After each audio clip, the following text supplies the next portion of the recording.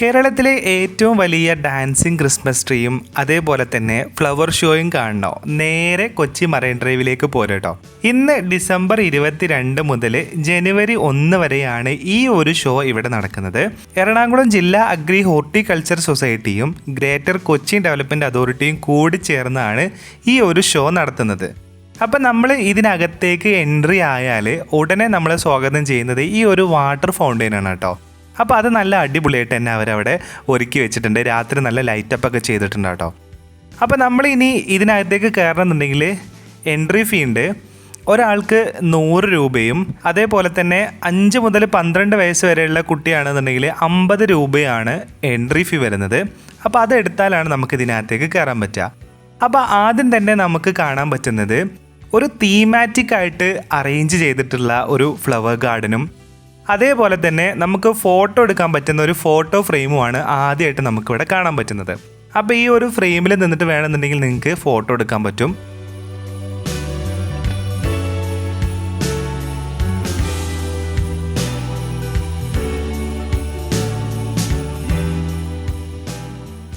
പിന്നെ ഇവിടെ ഏറ്റവും അട്രാക്റ്റീവ് ആയിട്ടുള്ളത് തീമാറ്റിക് ആയിട്ട് അറേഞ്ച് ചെയ്തിട്ടുള്ള ഈ ഒരു ഗാർഡൻ തന്നെയാണ്. അത് മ്യൂസിക് സിസ്റ്റം പോലെ വെച്ചിട്ടുണ്ട്, അതേപോലെ തന്നെ സൈക്കിളിൽ വെച്ചിട്ടുണ്ട്, അതേപോലെ തന്നെ കേരളത്തിൻ്റെ പഴമ വിളിച്ചോതുന്ന രീതിയിലൊക്കെ അവർ അറേഞ്ച് ചെയ്ത് വെച്ചിട്ടുണ്ട്.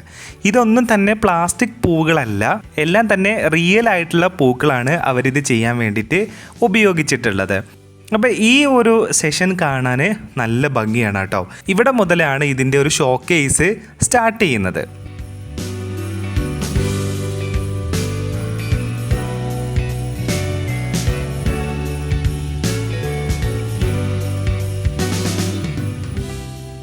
ഈ ഷോക്കേസ് ചെയ്തിട്ടുള്ളതിൻ്റെ അകത്തേക്കൊന്നും നമുക്ക് കയറാൻ പറ്റില്ല. അതിന് അവരവിടെ ബാരിക്കേഡ് വെച്ചിട്ടുണ്ട്.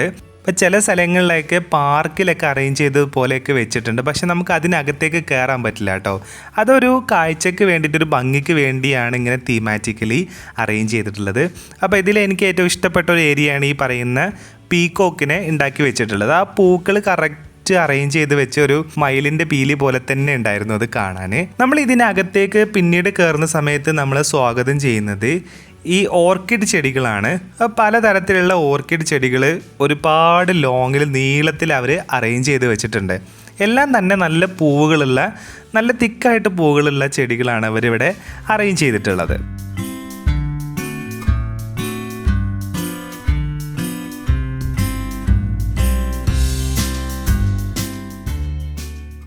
പിന്നെ നമ്മളെ ഗാർഡനിലൊക്കെ നമ്മൾ കോമൺ ആയിട്ട് കാണുന്ന തരത്തിലുള്ള കടലാസ് പൂ എന്നാണ് ഇതിന് പറയുന്നത്. ഇതിന് നമ്മൾ ഇംഗ്ലീഷിൽ എന്താണ് പറയാമെന്നറിയില്ല, അതുണ്ട്. പിന്നെ ബോൺസായി മരങ്ങളുടെ ഒരു സെഷനും ഇവിടെ ഉണ്ട്. പലതരത്തിലുള്ള ബോൺസായി മരങ്ങൾ ഇവർ ചെയ്ത് വെച്ചിട്ടുണ്ട്. പക്ഷേ ഇതിൻ്റെ ഒന്നും ഏജ് എത്രയാണെന്നുള്ളത് എഴുതി വെച്ചിട്ടില്ല. പക്ഷേ നമുക്ക് ചില മരങ്ങളൊക്കെ കണ്ടാൽ നമുക്ക് മനസ്സിലാവും. ആല് പോലെയുള്ള മരങ്ങളൊക്കെ അവർ ബോൺസായി ആക്കിയിട്ട് ഇവിടെ വെച്ചിട്ടുണ്ട്. പിന്നെ ഇവിടുത്തെ ഒരു ഏരിയ എന്ന് പറയുന്നത് ഇതേപോലെ ഇര പിടിക്കുന്ന ചെടികളാണ്. ഇപ്പോൾ ഈ കാണുന്ന ചെടികളൊക്കെ ചെറിയ ചെറിയ ജീവികളൊക്കെ പിടിച്ചിട്ടാണ് അത് ജീവിക്കുന്നത്. നമ്മൾ പല റീൽസിലും വീഡിയോസിലൊക്കെ നമ്മൾ ഈ ചെടികൾ കണ്ടിട്ടുണ്ട്. അപ്പോൾ അതും കൂടെ അവരിവിടെ ഒരു ഷോക്ക് വേണ്ടിയിട്ട് വെച്ചിട്ടുണ്ട്. ഇപ്പോൾ ഈ കാണുന്ന ചെടി എന്ന് പറയുന്നത് ഇത് യഥാർത്ഥത്തിൽ ഇതിൻ്റെ പൂക്കളല്ല, ഇതിൻ്റെ ഇലകളാണ്. ഇതിൻ്റെ ഇലകളാണ് കാണാൻ നല്ല ഭംഗിയുള്ളത്. അതിൻ്റെ ഏറ്റവും ടോപ്പിലുള്ള ഇലകൾക്കെല്ലാം കളറുണ്ട്. അപ്പോൾ നമ്മളിങ്ങനെ ദൂരെ നിന്ന് കൂട്ടമായിട്ട് നിൽക്കുന്ന സമയത്ത് പൂ വിരിഞ്ഞ് നിൽക്കുന്ന പോലത്തെ ഒരു ഫീൽ നമുക്ക് ഉണ്ടാവും. ഇത് ഇതിൻ്റെ മറ്റൊരു സെഷനാണ്. ഇവിടെയാണ് ഏറ്റവും ബ്യൂട്ടിഫുൾ ആയിട്ടുള്ള സെഷൻ എന്ന് പറയുന്നത്. ഇവിടെ പല തരത്തിലുള്ള ചെടികൾ, അത് ഓരോരോ സെഷൻസ് ആയിട്ടാണ് വെച്ചിട്ടുള്ളത്. ഇലകൾ കാണാൻ ഭംഗിയുള്ളത്, അതേപോലെ തന്നെ ചെറിയ പൂക്കളുള്ളത്, വലിയ പൂക്കളുള്ളതൊക്കെ ഒരു തീം ബേസ് ആയിട്ട് ഭയങ്കര അടിപൊളിയായിട്ട് അവർ അറേഞ്ച് ചെയ്ത് വെച്ചിട്ടുണ്ട്. ഒരു കോമ്പോസിഷൻ ഉണ്ട് ഇത് അറേഞ്ച് ചെയ്ത് വെച്ച രീതിക്ക്. ഹാർട്ട് ഷേപ്പിൽ, സ്റ്റാറിൻ്റെ ഷേപ്പിലൊക്കെയാണ് അവരിത് അറേഞ്ച് ചെയ്ത് വെച്ചിട്ടുള്ളത്. അപ്പോൾ അതുകൊണ്ട് തന്നെ ഈ ഒരു കോമ്പോസിഷൻ കാണാൻ നല്ല ഭംഗിയുണ്ട്. പിന്നെ കുറച്ച് ഒറിജിനാലിറ്റി കിട്ടാൻ വേണ്ടിയിട്ട് കാട്ടുപോത്ത്, അതേപോലെ തന്നെ കൊക്ക്, ഫ്ലെമിങ്ങോ അങ്ങനത്തെയൊക്കെയുള്ള ചെറിയ പക്ഷികളുടെയും ജീവികളുടെയൊക്കെ ചെറിയ രൂപങ്ങൾ കൂടെ അവരിവിടെ ഉണ്ടാക്കി വെച്ചിട്ടുണ്ട്. അതൊരു ഒറിജിനാലിറ്റി, ഒരു ഗാർഡൻ്റെ ഫീല് കിട്ടാൻ വേണ്ടിയിട്ടാണ് അങ്ങനെ ചെയ്തിട്ടുള്ളത്.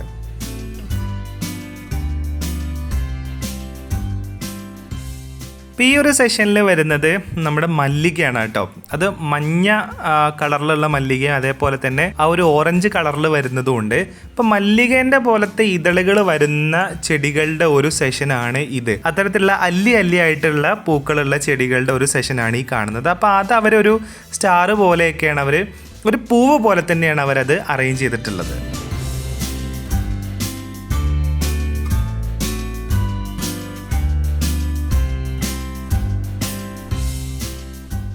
അപ്പോൾ ഇവിടെ ഇത് അറേഞ്ച് ചെയ്തിട്ടുള്ളത് ഹാർട്ടിൻ്റെ ഷേപ്പിലാണ് കേട്ടോ. നല്ല ഭംഗിയുണ്ടായിരുന്നു അത് കാണാൻ വേണ്ടിയിട്ട്. അപ്പോൾ ജസ്റ്റ് ഇങ്ങനെ കുറേ പൂക്കൾ ഇങ്ങനെ അറേഞ്ച് ചെയ്ത് വെച്ചതല്ലാണ്ട് ഒരു തീമിൽ ഒരു കോമ്പോസിഷനിൽ അവർ ചെയ്തതുകൊണ്ട് തന്നെ നല്ല ഭംഗിയുണ്ട് അത് കാണാൻ. നമ്മൾ ക്ലോസർ റേഞ്ചിൽ നിന്ന് കാണുമ്പോഴും നല്ല ഭംഗിയുണ്ട് പൂക്കൾ. അതേപോലെ തന്നെ അതൊരു കൂട്ടമായിട്ട് പല ഷേപ്പിൽ വെച്ചതുകൊണ്ട് തന്നെ അതും കാണാനായിട്ട് നല്ല ഭംഗിയുണ്ടായിരുന്നു. ഇവിടെ വന്നു കഴിഞ്ഞാൽ നമുക്ക് ഫോട്ടോ എടുക്കുന്നതിനോ വീഡിയോ എടുക്കുന്നതിനൊന്നും നമുക്ക് യാതൊരു റെസ്ട്രിക്ഷൻസോ അങ്ങനത്തെ പ്രശ്നങ്ങളോ ഒന്നുമില്ല. പക്ഷെ നമ്മൾ പൂക്കൾ പറിക്കാനോ അത് ജസ്റ്റ് തൊടാനോ അങ്ങനെയൊന്നും നമുക്ക് പറ്റില്ല. അതൊക്കെ നോക്കാൻ വേണ്ടിയിട്ട് സെക്യൂരിറ്റി ഗാർഡ്സ് ഉണ്ട് ഇവിടെ. പക്ഷെ നമുക്ക് ഫോട്ടോ എടുക്കുന്നതിനോ അതിൻ്റെ അടുത്ത് പോയി നിൽക്കുന്നതിനോ ഒന്നും നമുക്കൊരു പ്രശ്നമില്ല കേട്ടോ.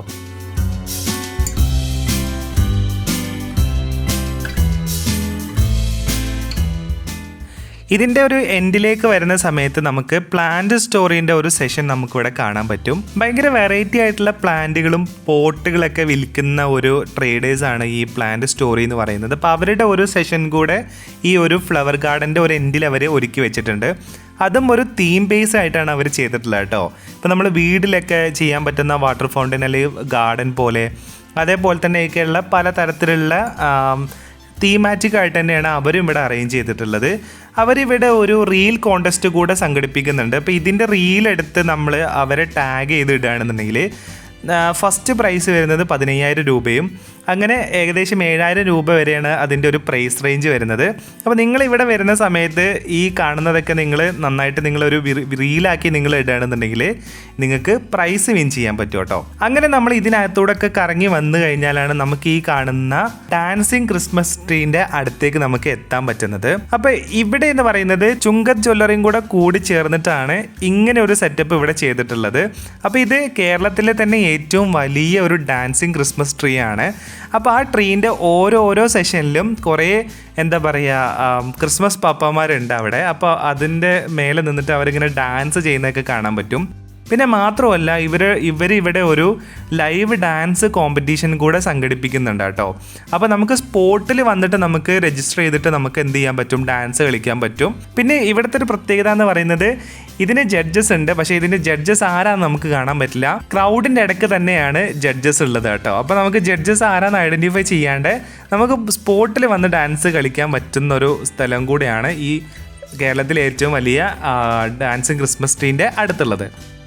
അപ്പോൾ അതൊക്കെ കണ്ടു കഴിഞ്ഞ് പിന്നീട് നമ്മൾ നേരെ കയറി വരുന്നത് ഇങ്ങനെ ഒരു സ്റ്റാളിട്ട ഒരു ഏരിയയിലേക്കാണ്. അപ്പോൾ ഇവിടെ നമുക്ക് പലതരത്തിലുള്ള പൊരി ഐറ്റംസും അതേപോലെ തന്നെ ഈ എന്താ പറയുക പൊട്ടാറ്റോ സ്പ്രിങ്ങും അങ്ങനത്തെയൊക്കെ നമുക്ക് ഇവിടുന്ന് വാങ്ങാൻ പറ്റും.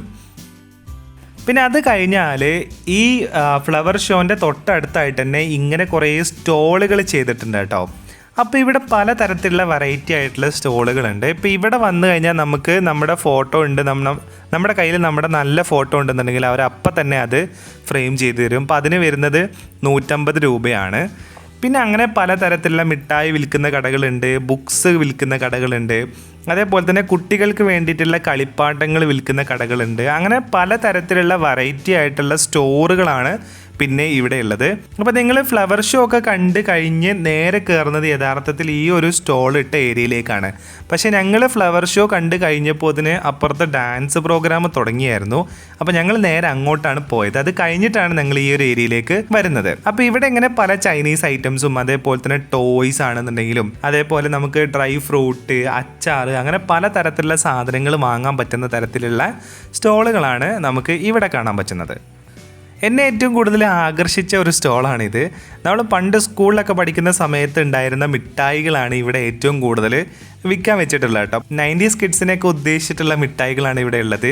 പുളിമിഠായി, ജോക്കർ, അതേപോലെ തന്നെ ജമ്മു മിഠായി പോലെയുള്ള പലതരത്തിലുള്ള മിഠായികൾ ഇവിടെ വിൽക്കാൻ വെച്ചിട്ടുണ്ട്.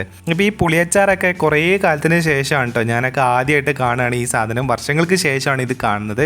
അപ്പോൾ അങ്ങനത്തെ ഒരു സ്റ്റോൾ ഉണ്ട്. അപ്പോൾ എന്നെ ഏറ്റവും കൂടുതൽ അട്രാക്റ്റ് ചെയ്തിട്ടുള്ള ഒരു സ്റ്റോളാണ് ഈ കാണുന്നത് കേട്ടോ. പിന്നെ അത് കഴിഞ്ഞാൽ നമുക്ക് കീ ചെയിന്, പിന്നെ അതേപോലെ മോതിരം, ഇങ്ങനെയൊക്കെ വാങ്ങാൻ പറ്റുന്ന ചെറിയ ചെറിയ തരത്തിലുള്ള സ്റ്റോളുകളൊക്കെ നമുക്കിവിടെ കാണാൻ പറ്റും. പിന്നെ എന്നെ ഏറ്റവും കൂടുതൽ അട്രാക്റ്റ് ചെയ്തൊരു സ്റ്റോളാണ് ഈ പറയുന്ന അച്ചാറിൻ്റെ സ്റ്റോള്. അപ്പോൾ ഇത് രാജസ്ഥാനി അച്ചാറാണെന്നാണ് ഇവർ പറയുന്നത്.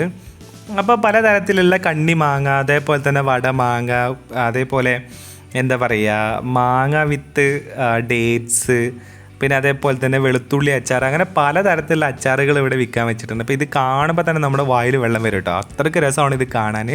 ഞങ്ങൾ അതിൽ നിന്ന് വെളുത്തുള്ളി അച്ചാർ ഒരു 1/4 കിലോ വാങ്ങിയായിരുന്നു. അപ്പോൾ 250 ഗ്രാം അച്ചാറിൻ്റെ റേറ്റ് എന്ന് പറയുന്നത് 100 രൂപയാണ്. പിന്നെ മാത്രമല്ല ജീരക മിഠായി, അങ്ങനെ പലതരത്തിലുള്ള മിഠായി നമുക്ക് ഇവിടുന്ന് വാങ്ങാം. അപ്പോൾ അതൊക്കെ നമുക്ക് ടേസ്റ്റ് ചെയ്യാനും കൂടെ തരും കേട്ടോ. പിന്നെ ഇവിടെ ഉണ്ടായിരുന്ന മറ്റൊരു ഷോപ്പ് എന്ന് പറയുന്നത് ഈ കോലാപ്പൂരി ചപ്പൽസിൻ്റെ ഒരു ഷോപ്പാണ്.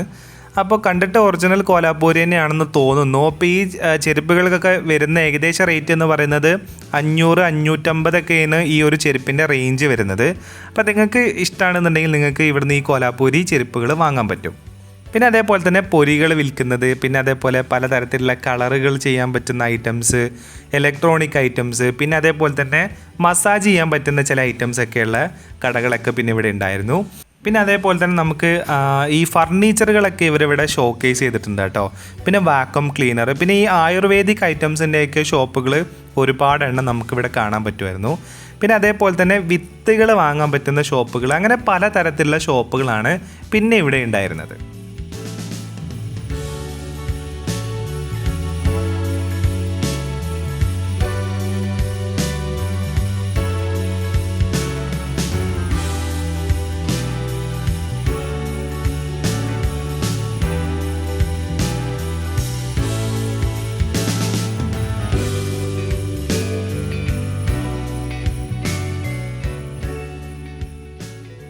അപ്പോൾ ഇത്രയൊക്കെയാണ് ഫ്ലവർ ഷോൻ്റെയും ഡാൻസിങ് ക്രിസ്മസ് ട്രീൻ്റെയൊക്കെ വിശേഷങ്ങൾ എന്ന് പറയുന്നത്.